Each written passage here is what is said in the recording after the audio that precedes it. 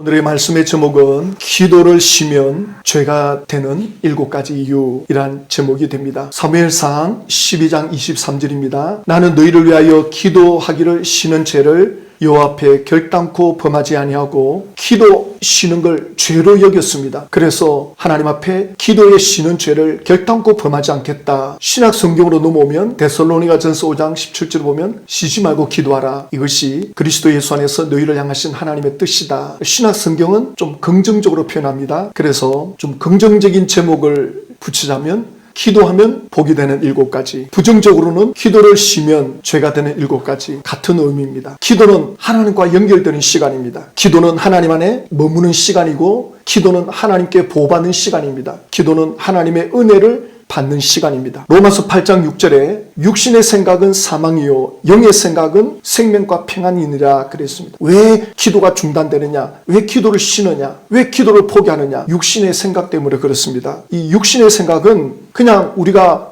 배고플 때 밥을 먹어야 되겠다. 이것도 육신의 생각이지만 여기서 말하는 육신의 생각은 하나님과 반대되는 그러한 생각을 말씀하는 겁니다. 염려, 근심, 걱정에 집착하는 걸 말씀하는 겁니다. 두려움, 낙심, 절망, 세속적인 욕망 이런 것들로 인해서 하나님에 대한 갈망이 식어지는 것, 하나님을 향한 마음이 메말라지는 것, 이것이 육신의 생각입니다. 그러면 하나님과의 관계가 소홀히 되죠. 그러면 육신의 생각은 사망으로 가는 거죠. 영적으로 사망으로 간다. 그러나 영의 생각은 생명과 평안이다. 영의 생각은 성령께서 주시는 생각이기 때문에 하나님과 연결되는 생각입니다. 하나님을 찾는 생각입니다. 하나님을 갈망하는 생각입니다. 하나님께로부터 오는 은혜를 입을 수 있는 그것이 생명과 평안입니다. 그래서 우리가 기도를 쉬게 되면 육신의 생각으로 가는 건데 그 길은 사망이고, 기도를 쉬지 않고 기도의 줄을 놓치지 않으면 그 영의 생각으로 연결되는 겁니다. 생명과 평안이 되는 거죠. 마귀는 어떻게 쓰든지 틈이 있으면 들어옵니다. 에베소서 4장에도 분을 내어도 죄를 짓지 말고 마귀로 하여금 틈을 주지 마라. 에베소서 6장 12절 보면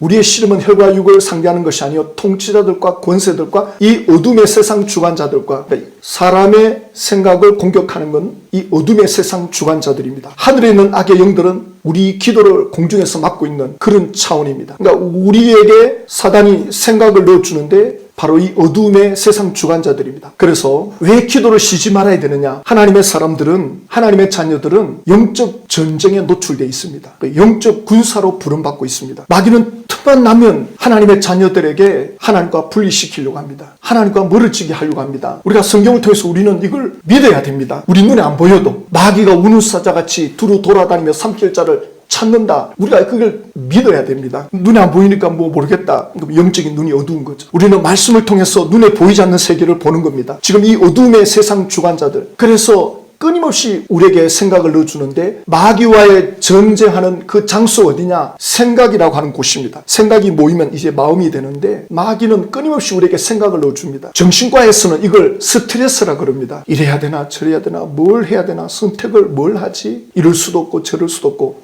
이 스트레스. 근데 우리는 이걸 영적 전쟁으로 보는 거죠. 예수를 믿는 하나님의 자녀들은 이런 부분에서 훨씬 유리하죠. 우리에게는 예수 이름의 권세가 있기 때문에. 근데 이걸 사용하지 아니하면, 기도하지 아니하면 영적 전쟁에서 패하게 되는 겁니다. 마귀에게 내어주면 기도가 멈추게 되면, 영적인 사망이 오면 생명과 평안은 점점 식어지는 거죠. 두 번째는 마태복음 26장 41절에 시험에 들지 않게 깨어 기도하라. 마음에는 원이로되 육신이 약하도다. 베드로가 기도해야 될 시간에 기도하지 않고 잠을 자다가 바로 그날 새벽에 예수님을 3번 부인하는 시험에 빠지게 되죠. 시험은 환경적인 것에 빠지는 겁니다. 영적 전쟁은 정신적인 문제라면 이건 환경에 노출되는 겁니다. 또 외부로부터 오는 시험에 빠져드는 겁니다. 그래서 기도를 쉬게 되면 시험에 빠질 확률이 굉장히 많습니다. 기도를 하면 하나님이 크게 보이잖아요. 환경은 어려워도 하나님이 크게 보이면 문제는 작게 보인다 그러잖아. 그러나 하나님이 작게 보이면 문제가 커 보이는 거죠. 세상이 커 보이고 세상이 대단해 보이고, 그러면 이제 세상에 빠져드는 겁니다. 세 번째는 마태복음 6장입니다. 너희는 이렇게 기도하라. 예수님이 주기도문을 말씀하면서 뜻이 하늘에서 이루어진 것 같이 땅에서도 이루어지이다. 열심히 사는 것도 중요합니다. 바쁘게 사는 거 필요합니다. 그러나 그것이 하나님의 뜻대로 사는 게 아니라면 의미가 없는 거죠. 하나님의 뜻에 일치되는 삶. 그래서 마태복음 7장에 보면 우리가 예수 이름으로 귀신도 쫓아내고 병도 고치고, 그런데 예수님은 내가 도무지 너희들을 모르겠다. 하나님 아버지 뜻대로 행하지 아니하면 천국에 들어올 수 없다. 없다 이런 말씀하죠. 기도를 통해서 우리는 끊임없이 하나님의 뜻인가 아닌가를 점검받습니다. 기도가 제대로 된 기도라면 항상 기도를 통해서 점검을 받을 수 있죠. 그 다음 네 번째는 빌립보서 4장 6절에 아무것도 염려하지 말고 오직 모든 일입니다. 우리는 모든 일에 연결되어 있습니다. 그러니 모든 일을 기도하게 되니 쉬지 않고 기도해야 되는 거죠. 그래서 기도와 간구로 너희 구할 것을 감사함으로 하나님께 하리라. 그리하면 모든 지각에 뛰어난 하나님의 평강이 그리스도 예수 안에서 너희 마음과 생각을 지키시리라. 쉬지 않고 기도하면 하나님이 마음과 생각을 지켜주십니다. 약속입니다. 모든 일을 하나님 앞에 감사함으로 아뢰라. 마음을 지켜주겠다, 생각을 지켜주겠다 말씀하고 있습니다. 하나님의 약속입니다. 이 믿음으로 기도하는 겁니다. 쉬지 않고 기도한다는 것은 내 생각이 항상 하나님께 연결되어 있는 겁니다. 어떤 상황 속에 들어가더라도 하나님을 의식하는 겁니다. 제가 어제 아침에 단체 카톡방에 글을 올렸죠. 그 사람이 뭘 생각하느냐, 생각하는 그것이 그 사람이다 그랬죠. 그럼 우리 생각이 하나님께 늘 연결되어 있다. 하나님의 사람입니다. 하나님을 의식하고 하나님을 의지하고 하나님과 연결되어 있는 생각, 하나님이 그 사람의 마음과 생각을 지켜주십니다. 그래서 우리가 기도 훈련이 이렇게 좀 되면 기도합시다 했을 때 뭘 기도하지?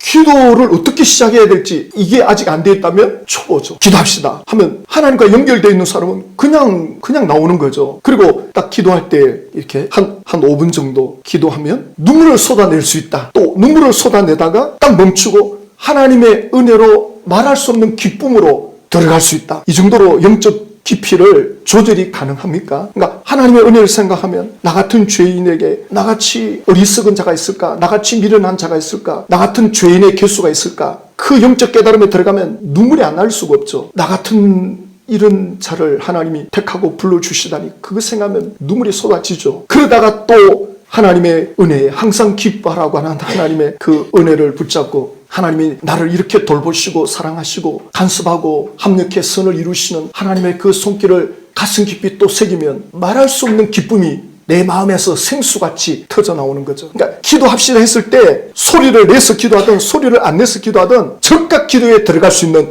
마음의 부드러움, 마음의 그 유동이 있는 유연함이 있는 하나님의 손에 붙잡혀 있는 그 마음, 생각, 성령 충만한 상태입니다. 쉬지 않고 기도하는 사람에게 주어지는 하나님의 은혜입니다. 그리고 다섯 번째, 누가복음 18장에 예수께서 그들에게 항상 기도하고 낙심하지 말아야 할 것을 비유로 말씀하여 하물며 하나님께서 그 밤낮 부르짖는 택하신 자들의 원한을 풀어주지 아니하시겠느냐. 항상 기도하고 낙심하지 말라 그러거든요. 그러면서 밤낮 부르짖는 택하신 자들의 원한을 내가 응답하지 않겠느냐. 왜 쉬지 말고 기도해야 되느냐. 응답을 받기 위해서입니다. 엘리야가 7번 기도할 때 비가 내렸습니다. 만약에 6번 기도하고 멈춰버렸으면 어떻게 되겠습니까? 나만 장군이 요단 강가에 가서 7번 몸을 담글 때 문둥병이 치유받았습니다. 6번 들어가고 못하겠다. 치유가 없는 겁니다. 그러니까 99% 기도하다가 1% 남겨놓고 멈춰버렸다. 응답이 안 올 수도 있다. 그래서 포기하지 말고 끝까지 기도해야 되는 거죠. 신천지에서는 끝까지 견디는 자는 구원을 받으리라. 신천 총회장이 어떻게 하는지 끝까지 가보겠다 이렇게 말하더라고요. 그래서 이 말씀을 자기들은 자기들한테 그렇게 유리하게 적용을 하는데 그래 끝까지 한번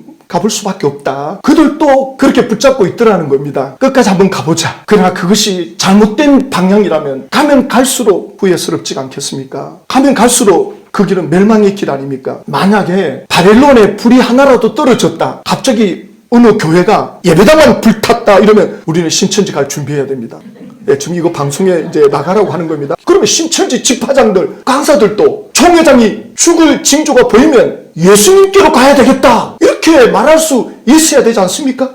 그렇죠. 우리는 신천지에 가겠다. 우리 약속할 수 있잖아요. 신천지 분들한테. 왜 그분들은 예수님께로 돌아오겠다고 약속을 못합니까? 왜 못합니까? 약속합시다. 대답을 안 해요. 대답을 잘 못해요. 그래도 총회장이 사망하면 목사님 교회 가겠습니다. 말이라도 그렇게 하더라고요. 말씀이라도. 그래서 제가 그 강사한테 그럼 여기 와서 설교 한번 하십시오. 근데 위에서 캔슬하니까 꼼짝을 못하는 거죠. 어떻게 해요? 위에서 가지 말라고 한다고 못 오는 거죠. 그래서 우리가 끝까지 기도해야 됩니다. 우리가 참으로 끝까지 기도해야 됩니다. 포기하지 않고. 그래서 이 나무가 죽을 때 마지막 때 열매 많이 맺는 거 아십니까? 나무가 이제 죽기 직전에 열매 왕창 맺고 죽습니다. 사람도 그런 징조를 보이고요. 짐승도 그런 징조를 보이고요. 나무도 그런 징조를 보인다고 말하더라고요. 신천지가 지금 발악을 하고 있습니다. 끝이 다 되었다는 뜻입니다. 지금 막바지가 와 있기 때문에 몸부림을 치는 겁니다. 끝이 다 왔구나. 이게 얼마 남았구나. 그들도 끝이 다 돼간다. 끝까지 가본다는데 얼마 남지 않았습니다. 밤낮 부르짖는 택하신 자들의 원한을 풀어주지 않겠느냐. 그러므로 항상 기도하고 낙심하지 마라 말씀합니다. 그리고 여섯 번째, 에베소서 6장 18절입니다. 모든 기도와 간구를 하되 항상 성령 안에서 기도하고 이를 위하여 깨어 구하기를 항상 힘쓰며, 역시 여기도 항상 성령 안에서 기도하고 항상 힘쓰며 여러 성도들을 위하여 구하라. 성령 안에서 기도하라. 성령을 의지하는 기도, 항상 성령님을 의식하고 내 안에 계신 성령님을 의지하고 기도하라는 겁니다. 성령님께 이끌릴 때,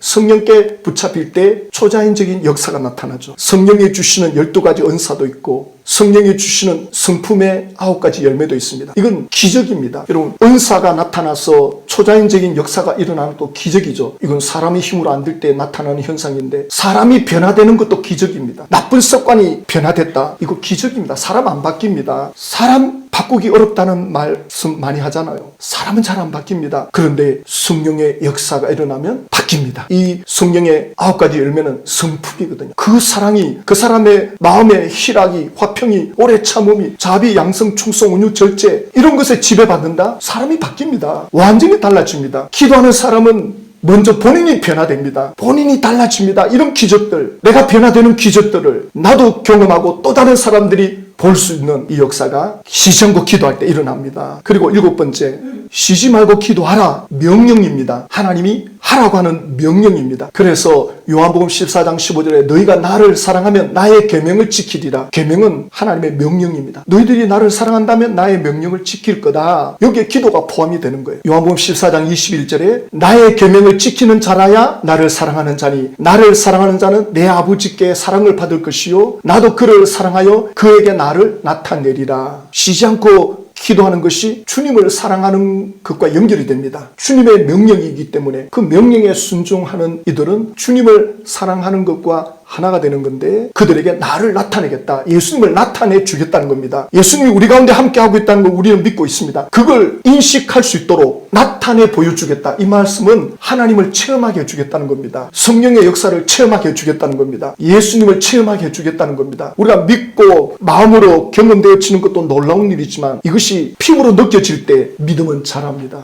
주님이 나를 나타내 보여주겠다. 내가 고민하는 문제를 주님이 간섭하는 것을 경험할 때 주님이 역사하는 게 눈에 보이죠. 우리가 포기하지 않고 기도할 때 이런 것들을 경험하게 됩니다. 그래서 기도하면 복이 되는 7가지, 또 기도를 쉬면 죄가 되는 7가지. 우리는 영적 전쟁 중에 있습니다. 마귀는 끊임없이 우리를 시험하고 공격합니다. 우리는 언제든지 시험에 노출되어 있고, 또 우리는 하나님의 뜻대로 살아야 되는 하나님의 자녀로 부름받았습니다. 그리고 기도할 때 하나님께서 우리 마음과 생각을 지켜줄 수 있습니다. 그리고 끝까지 포기하지 않아야 됩니다. 기도응답이 있기 때문입니다. 그리고 성령께서 우리 성품을 변화시켜 줍니다. 하나님을 체험하게 해주십니다. 이 기도의 축복, 이 기도의 특권, 이 기도의 권세를, 이 기도의 능력을 빼앗기지 마시고 누리시고 경험하시고 체험하시고 나누어주는 그러한 저와 우리 모든 분들이 되시기를 주의 이름으로 축복합니다.